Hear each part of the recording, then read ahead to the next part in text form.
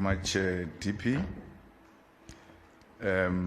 Ladies and gentlemen, Your Excellencies, Ambassadors, High Commissioners, Commissars, Secretary General, Deputy President, and the leadership of Gauteng, including our MMCs and public representatives,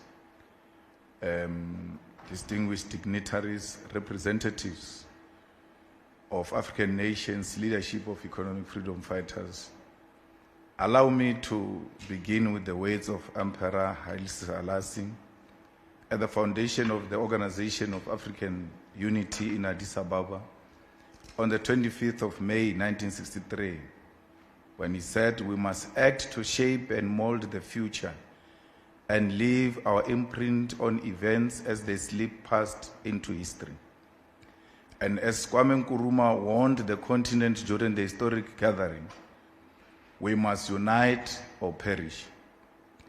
These words spoken during a moment of crisis, uncertainty, and revolutionary possibility for the African continent.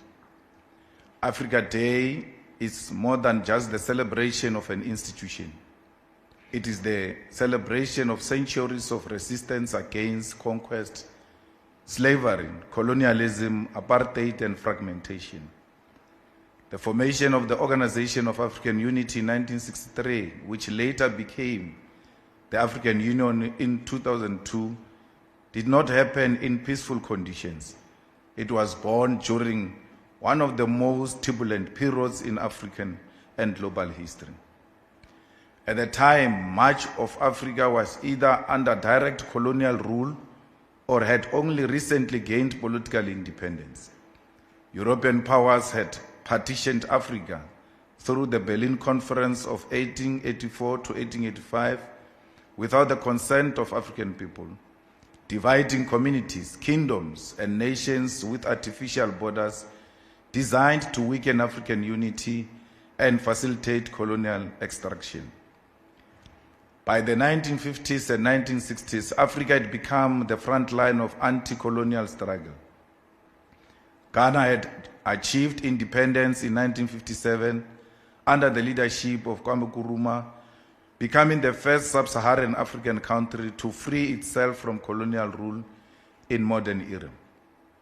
Nkrumah understood that Ghana's freedom would mean nothing if the rest of Africa remained colonized. That is why he famously declared that the independence of Ghana is meaningless unless it is linked to the total liberation of Africa. At the same time, Algeria was fighting one of the bloodiest anti-colonial wars against French occupation. Millions across Africa watched as Algerians sacrificed their lives for national liberation. In Congo, Patrice Lumumba had emerged as a symbol of African sovereignty and dignity after independence in 1960. But because he demanded real control over Congolese resources, he was overthrown and assassinated with the involvement of Western powers and local collaborators. His assassination became a warning to Africa about the dangers of neocolonialism and foreign interference. Across Southern Africa, apartheid South Africa, colonial Rhodesia, and Portuguese-controlled Mozambique and Angola remained brutal settler strongholds. Liberation movements such as the ANC, PAC, MPLA, Frelimo, SWAPO, and ZANU were intensifying armed struggle against racist minority regimes. At the same time, the Cold War was dividing the world between the United States and the Soviet Union. Africa risked becoming a battleground for foreign ideological and military competition rather than determining its own independent path. It was under these conditions that African leaders realized unity was necessary for survival. The formation of the Organization of African Unity in Addis Ababa was on 25 May 1963, was therefore driven by several urgent objectives. Firstly, to support the liberation of all African countries still under colonial and apartheid rule. Secondly, to protect the sovereignty of newly independent African states from external interferences and coups. Thirdly, to promote solidarity amongst African nations after centuries of divisions imposed by colonial borders. Fourthly, to create mechanisms for cooperation in economic development, democracy, education, health, and infrastructure. Finally, to restore the dignity of African people after centuries of dehumanization through slavery and colonialism. The movement towards unity was led by some of the greatest revolutionary thinkers and statesmen the continent has ever produced. Kwame Nkrumah of Ghana was perhaps the most outspoken advocate for the United States of Africa, arguing that political fragmentation will keep Africa weak and colonially dependent. Emperor Haile Selassie of Ethiopia played a crucial diplomatic role in bringing African leaders together in Addis Ababa. Ethiopia carried enormous symbolic significance because it was one of the few African nations to resist full colonial occupation and had become a symbol of African independence globally. Gamal Abdel Nasser of Egypt championed anti-imperialism and Arab-African solidarity while positioning Egypt as a central force in continental politics. Julius Nyerere of Tanzania advanced African socialism and supported liberation movements across southern Africa, turning Tanzania into a base for anti-colonial struggles. Ahmed Ben Bella of Algeria emerged directly from armed resistance against French colonialism and strongly supported revolutionary movements across the continent. Leaders such as Sékou Touré of Guinea, Modibo Keita of Mali, and later Samora Machel, Agostinho Neto, Thomas Sankara, and Muammar Gaddafi all carried forward different dimensions of Pan-African vision. The OAU played a decisive role in supporting liberation movements militarily, diplomatically, and politically. It helped isolate apartheid South Africa internationally, supported independence struggles in Angola, Mozambique, Namibia, Zimbabwe, Guinea-Bissau, and elsewhere, and created a platform through which Africa could speak collectively against colonialism and racism. By the late 1990s and early 2000s, African leaders recognized that the post-colonial challenges facing the continent require a strong continental institution. Globalization, economic dependency, debt crisis, conflict, and underdevelopment demanded a more integrated African response. This led to the transformation of the OAU into African Union in 2002. The African Union was envisioned as a more active institution capable not only of political solidarity, but also economic integration, peacekeeping, infrastructure coordination, continental development, stronger African representation in global affairs. The AU emerged from the recognition that Africa could no longer survive merely as a collective of weak, fragmented states operating individually in a global system dominated by powerful economic blocs, and that historic mission remains unfinished. However, comrades and compatriots, the truthful history of African liberation can never be told without recognizing the women of Africa. Too often, history remembers men with guns and podiums while forgetting the women who carried revolutions on their backs, hid freedom fighters in their homes, crossed border carrying intelligence, organized underground movements, mobilized communities, educated generations, and in many cases took up arms themselves against colonialism and apartheid. The freedom of Africa was not won by men alone. It was won by women such as Queen Nzinga of Angola, who resisted Portuguese colonial expansion in the 17th century with extraordinary military and diplomatic skills. It was won by different kinds of women in different kinds of the continent and countries. It was won by Josina Michel of Mozambique, who became a symbol of women participation in the armed struggle through Frelimo. It was won by Winnie Madikizela Mandela, Albertina Sisulu, Lillian Ngoyi, Charlotte Maxeke, and countless women of South Africa who endured burnings, imprisonment, torture, exile, and harassment while sustaining the anti-apartheid struggle. It was won by women combatants in Algeria who carried bombs through colonial checkpoints and stood at the center of the Algerian Revolution. It was won by the women of Guinea-Bissau, Angola, Zimbabwe, Namibia, Kenya, and Tanzania who transformed liberation movements from isolated military campaigns into mass popular struggles. We have to ask ourselves, have we fulfilled the dream of those who gathered in Addis Ababa in 1963?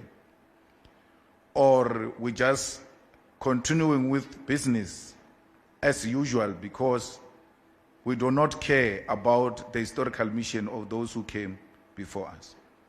The answer is both yes and no. Yes, because Africa has defeated formal colonialism and apartheid. Yes, because African people continue to rise with resilience, creativity, and determination.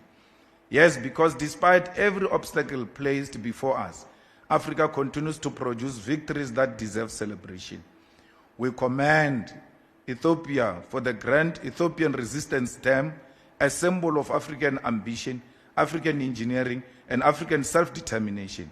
We recognize the advances made in Rwanda in healthcare, technology, and public administration. We commend Botswana for exercising relative stability and greater control over its mineral wealth. We celebrate Kenya's leadership in financial technology and geothermal energy innovation. We salute Nigeria for building one of the world's largest creative industries through Nollywood and for shaping global music and culture through Afrobeats. We celebrate South Africa's scientists and researchers who demonstrated African excellence during COVID-19 pandemic. We recognize the growing assertion of sovereignty by countries such as Burkina Faso, Mali, and Niger, whose people increasingly demand that African resources must benefit African people rather than foreign powers. We celebrate the African Continental Free Trade Area as an important step towards economic integration and intra-African trade. Perhaps most importantly, we celebrate the rebirth of Pan-African consciousness amongst African youth, young Africans who are rejecting inferiority, reconnecting with African identity, and demanding dignity, opportunity, and self-determination. As we celebrate Africa Day, we cannot do so honestly without confronting the painful realities facing parts of our continent today. Because while Africa possesses extraordinary potential, millions of Africans continue to live under conditions of war, displacement, occupation, instability, and humanitarian crisis. In the Democratic Republic of Congo, one of the most richest countries on earth in terms of natural resources, generations of people continue to suffer violence, displacements, and exploitation. Eastern Congo remains trapped in cycles of armed conflict involving militias, foreign interferences, illegal mineral extraction, and regional instability. Countless lives have been lost in what has often been described as one of the most deadliest conflicts since the Second World War. In Sudan, we are witnessing another devastating humanitarian catastrophe. The conflict between foreign-sponsored rival military forces has displaced millions of people internally and across borders, destroyed infrastructure, disrupted healthcare system, and deepened hunger and insecurity. Sudan is a painful reminder of what happens when militarization, political instability, foreign interest, and weak democratic institutions converge. Ordinary Sudanese people, workers, women, children, students, families continue to pay their highest price for struggles over political power. In Somalia, decades of instability, conflict, terrorism, foreign intervention, and humanitarian crisis continue to affect millions of lives. Yet, Somalia also represents something important: the resilience of African people even under extreme conditions. Despite decades of war and fragmentation, Somalia community continues to build businesses, sustain families, maintain social networks, and reconstruct institutions. The Somali people deserve more than permanent humanitarian management by external actors. They deserve long-term peace, development, sovereignty, and investment in reconstruction. Africa must move beyond seeing Somalia only through the lens of conflict and instead support genuine state building, economic development, and regional stability led by Africans themselves. We must also speak clearly about Western Sahara, as it remains one of the last unresolved decolonization struggles on the African continent. For decades, the Sahrawi people have continued their struggle for self-determination in the face of occupation and displacement by Morocco. Africa cannot claim to stand fully for liberation while the question of Western Sahara remains unresolved. The right of people to determine their own future is a principle rooted deeply in the anti-colonial history of our continent. The crisis across Congo, Sudan, Somalia, Western Sahara, and elsewhere reminds us of important truth. Africa's peace and stability are interconnected. Instability in one African country quickly becomes instability for neighboring regions through displacement, economic disruption, trafficking, extremism, food insecurity, and humanitarian collapse. Africa cannot continue responding to continental crises through fragmentation and dependency on external powers whose interests are often geopolitical rather than humanitarian. We need stronger Africa peace-building institutions, stronger regional cooperation, Africa-led conflict resolution, investment in development, education, healthcare, economic opportunity, because poverty and hopelessness create fertile ground for instability. If we are to speak honestly about Africa, we must also speak about the material condition of our economy, both its weaknesses and its enormous untapped potential. Today, Africa's combined gross domestic product stands approximately at $3 trillion in nominal terms, making it about 2.5% of the global economy, despite Africa being home to roughly 18% of the world population. This imbalance alone tells the story of structural injustice in the global economic system. However, it also tells another story, that Africa remains massively underdeveloped, not because of lack of resources, but because of lack of industrialization and value additions. Sub-Saharan Africa is projected to grow at around 3.5 to 4.3% annually, making it one of the fastest growing regions in the world. However, this growth is not yet transforming the lived realities of the majority of African people, because it is driven largely by raw material exports rather than manufacturing and industrial capacity. One of the clearest contradictions is trade within the continent itself.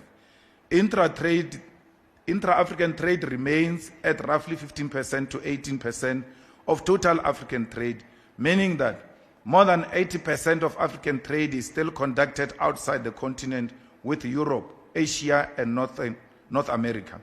This shows that Africa continues to trade more with the outside world than with itself. This is why initiatives like the African Continental Free Trade Area are urgent. Without internal trade integration, Africa will remain a supplier of raw materials and consumer of finished goods produced elsewhere. On debt, the situation is equally serious. African governments are expected to face more than $90 billion in external debt repayment in 2026 alone, placing enormous pressure on national budgets already struggling with unemployment, infrastructure backlogs, and social instability. In many countries, debt servicing consumes more resources than investment in health or education, meaning the future is being financed at the expense of the present. Despite these challenges, there are important signs of transformation. Africa is a home to nearly $4 trillion in institutional assets, including pension funds and sovereign wealth funds. This is capital that is increasingly being discussed as a foundation of self-financing development rather than dependency on external aid. This shows that Africa is not poor, but financially fragmented. If properly mobilized, African capital alone could finance infrastructure, industrialization, and development across the continent. The contradiction is clear that Africa is growing but not transforming fast enough. Africa is trading but not with itself. Africa is wealthy in resources but poor in ownership and industrial capacity. Africa is financially rich on paper but structurally dependent in practice. The task before us is therefore to transform them into material change for African people, because true economic freedom will only be achieved when Africa produces what it consumes, trades with itself, controls its own value chain, and turns raw material into finished goods on African soil. This is the next stage of the African revolution. Comrades and compatriots, no conversation about the future of Africa can be completed without speaking about the youth of our continent, because Africa is the youngest continent on earth. African youth make up nearly 60% of continent's population, and by 2030, Africa is expected to account for 42% of all young people globally. Additionally, the median age of Africa is just above 18 years old. This means humanity's future is increasingly tied to the future of African youth. Yet, despite the enormous demographic advantage, millions of young Africans continue to confront unemployment, poor education system, migration crisis, inequality, and economic exclusion. Too many Africans, graduates, leave university only to enter economies that cannot absorb their skills. Too many young Africans cross deserts and oceans searching for opportunity because our economy has failed to create meaningful work and dignified lives. Despite this hardship, African youth continue to rise with extraordinary creativity and determination. Young Africans are transforming global culture through music, fashion, film, technology, sports, and entrepreneurship. Young Africans are also shaping political consciousness across the continent, from Feast Must Fall in South Africa to youth-led democratic mobilization in Senegal to the young fighters who stood to reject the finance bill in Kenya and end SARS in Nigeria.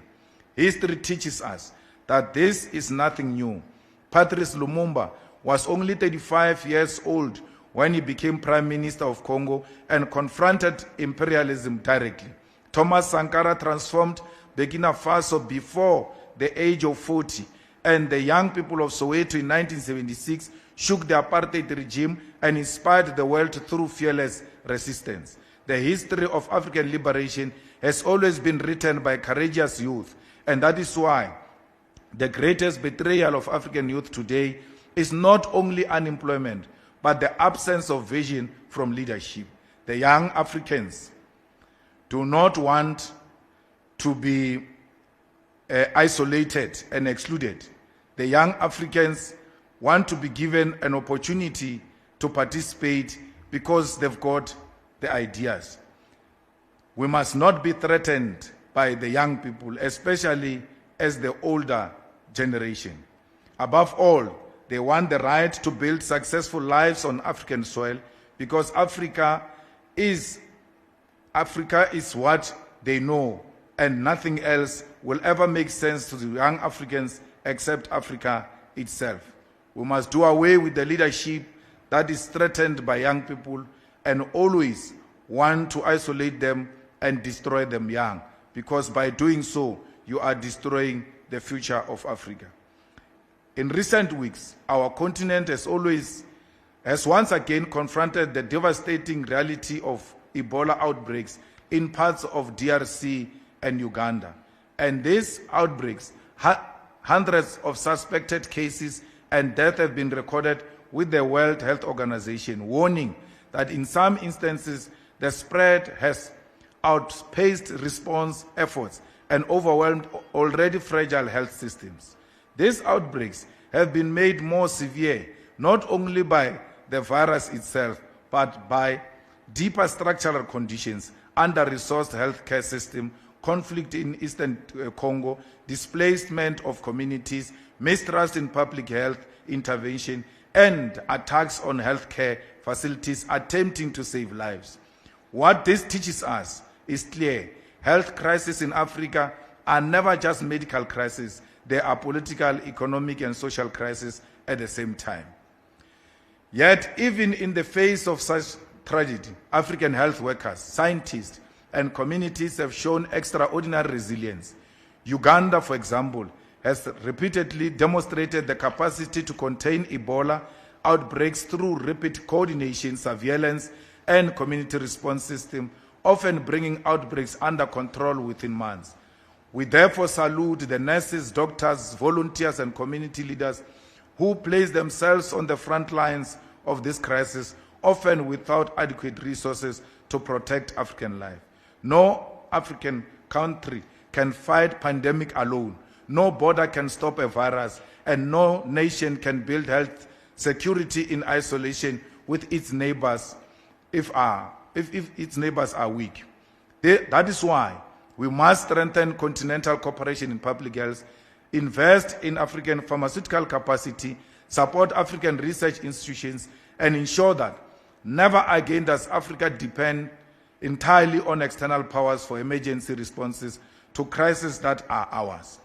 This was made even more evident to us when, during the COVID-19 virus, Western powers were ready to let us die while they hoarded vaccines and refused to deliver vaccines already paid for by African countries. The dignity of African people demands more from us, and as we speak about African unity and Pan-Africanism, we must confront one of the greatest dangers facing the continent today: Afrophobia. What some call xenophobia against fellow Africans is in truth Afrophobia, which is the hatred, suspicion, exclusion, and criminalization of African people by fellow Africans themselves. We must also be honest that Afrophobia is not new, and it did not begin in South Africa in 2008 or 2015. It is part of a long colonial strategy designed to divide African people, weaken solidarity, and make unity impossible. Colonialism survived by convincing Africans that they were strangers to one another. The Berlin Conference divided us artificially into Anglophone, Francophones, Lusophones, Arab Africa, Sub-Saharan Africa, North Africa, East Africa, Western Africa, and Southern Africa, not for our benefit, but to fragment African identity and prevent continental unity. From slavery to colonialism, to neocolonialism, to modern financial domination, the pattern has remained the same. Africa is valued for its mineral, labor, land, strategic position, and markets, but African lives themselves are treated as disposable.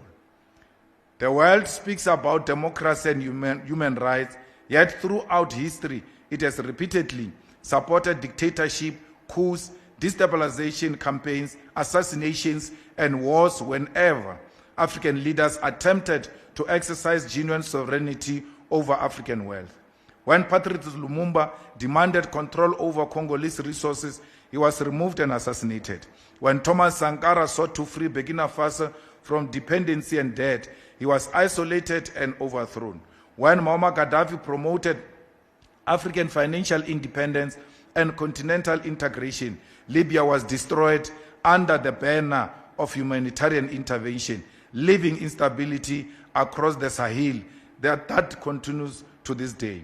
The destruction of Libya did not only destroy Libya, it destabilized Mali, Niger, Chad, Sudan, and the border region through weapons, militant activities, trafficking networks, and migration crises. This is how imperialism functions. One African country is weaponized against another, instability in one region becomes a crisis for neighboring states, and divisions weaken the continental collectively. White supremacy understood very early that a united Africa will become an unstoppable political and economic force, and so division became a weapon. We have seen painfully examples of this throughout modern African history. In 1969, the government of Ghana, under those order expelled hundreds of thousands of undocumented migrants, many of them Nigerians and Western Africans who had contributed to the Ghanaian economy.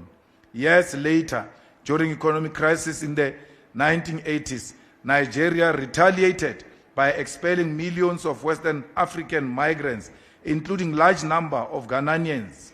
This cycle of retaliation between the two great African nations demonstrated how quickly economic hardship can be manipulated into hostility against fellow Africans.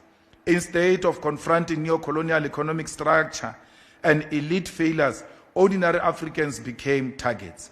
In Zimbabwe, the Kukurahundi massacre of the 1980s remained one of the most painful chapters in the post-independence African history. Thousands of many Ndebele civilians were killed during brutal state crackdown in Matabeleland. This tragedy reminds us that ethnic chauvinism and political intolerance can become deadly when power is not guided by democratic accountability and Pan-African humanism. Across Northern Africa, many blacks continue to face racism, exploitation, arbitrary detention, slave trafficking, and violence while migrating through Libya, Tunisia, Algeria, and other transit regions. The collapse of Libya after NATO intervention intensified the suffering of black African migrants, many of whom were falsely accused of being mercenaries, imprisoned, tortured, sold into slave markets, or abandoned in inhumane conditions. In recent years, inflammatory rhetoric against sub-Saharan Africans, parts of North Africa, has contributed to attacks, discrimination, and expulsion of vulnerable migrants whose only crime was searching for dignity and survival. And of course, we have witnessed repeated waves of anti-African violence in South Africa itself, where migrants from Zimbabwe, Mozambique, Somalia, Ethiopia, Nigeria, Malawi, Congo, and elsewhere have been attacked, displaced, looted, and killed. We must say clearly, this violence can never be justified. An unemployed South African and an unemployed Zimbabwean are both victims of the same global system of inequality and exploitation. A Nigerian street trader and a South African worker are not enemies. A Somali shopkeeper and a township resident are not enemies.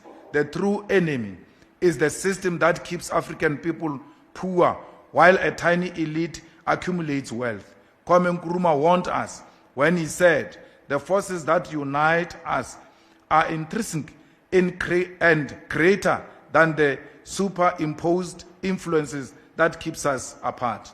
Julius Nyerere also reminds us, without unity, there is no future for Africa. Thomas Sankara taught us that imperialism often occurs in more subtle forms: a loan, food, aid, blackmail.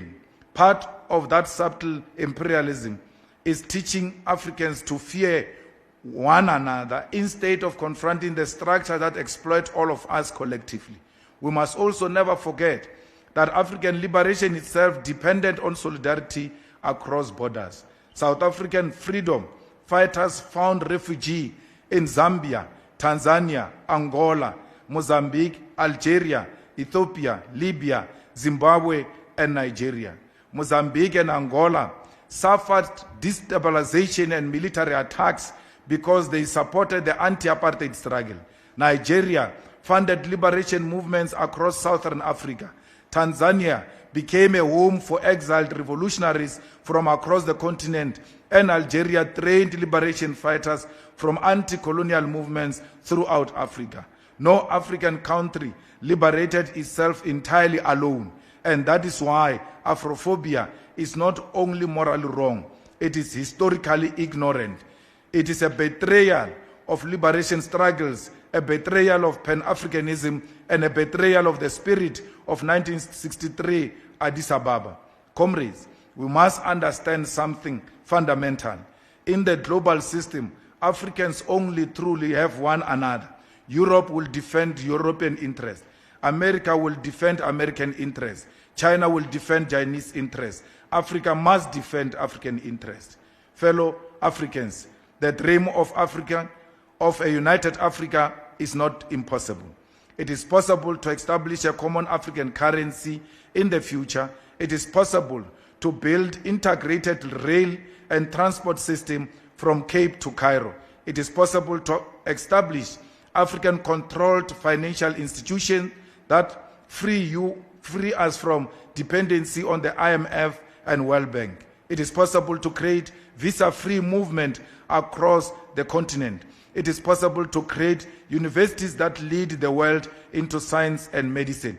It is possible to create a borderless Africa like Africa was before the Berlin Conference. What is required is political courage, and the EFF remains committed to the total liberation of Africa, not only from neo-colonial rule, but from economic exploitation, inequality, corruption, tribalism, and dependency.